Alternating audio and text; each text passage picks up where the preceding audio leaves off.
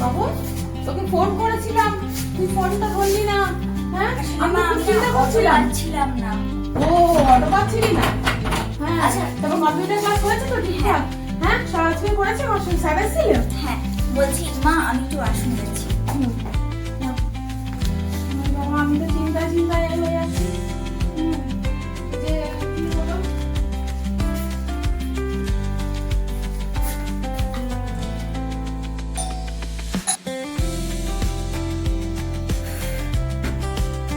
বাবা কখন থেকে ওয়াশরুম যাবো করছি আর যাবোই হচ্ছে না।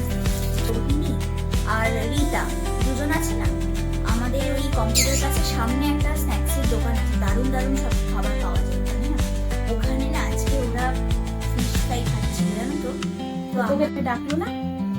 না, আর আসলে আমারও না খুব খেতে ইচ্ছা করছিল। তোর কাছে টাকা ছিল না? না টাকা ছিল না। তোর কাছে টাকা ছিল না? না আসলে আমার কাছে তো শুধু ভাড়া ঢুকছিলাম, নেবেই দেখা হলো। তো বাবাকে বলতে পারলি না? তারপর বাবা এমনি কোথায় একটা গেল, দোকানে গেল, আর তাছাড়া বাবার কাছে টাকাটা যদি না থাকে আমি ভাবলাম তাই জন্য বলে একবার বলে দেখতে পারতিস, যদি না থাকতো আনতো না, তার যদি থাকতো নিয়ে আসতো না। আর আমি কি আর একা একা খাবো বলো। আসলে বাবার কাছে 3টে আনার মতো টাকা ছিল কিনা সেটাও তো আমি জানি না, তাই জন্য বলিনি। আর তো বাবা বললে পরে একবার আনতো কিনা দেখতিস। হ্যাঁ তো 3টে না আনতে পারতো, একটা নিয়ে আসতো অন্তত। না না তোমরা খাবে না আর আমি একা একা খাবো সেটা। এই তো আমার লক্ষ্মী মা, তুমি কত বোঝো। তোমার মতন মেয়ে ঘরে ঘরে থাকলে সেই বাবা মাদের কোনোদিন কষ্ট থাকবে না। তো এখন জানিস যে আমাদের কি অবস্থা চলছে। বাবার আসলে তখন পয়সা ছিল কিনা সত্যিই জানি না। বাবা না আনতে পারলে তুমি বুঝতে পেরেছো যে কষ্ট হতে পারে, তাই জন্য তুমি বলোনি না মা। তুমি তো জানো বাবার এখন কাজ নেই, আমারও স্যালারিটা বন্ধ।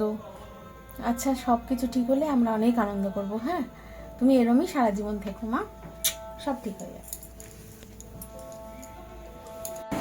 রে বাবি,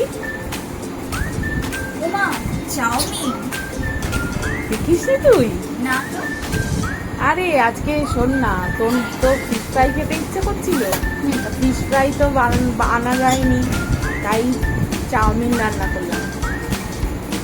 তো ভালো লাগবে তো, আনন্দ করে খাওয়া। অসাধারণ অসাধারণ একদম সিম্পলভাবে চাউমিন করলাম, শুধু ডিম দিয়ে আর ওই একটু টমেটো আর আদা দিয়ে আলু দিয়ে চাউমিন করা হলো। দেখ খেয়ে দেখ কেমন লাগে। অসাধারণ।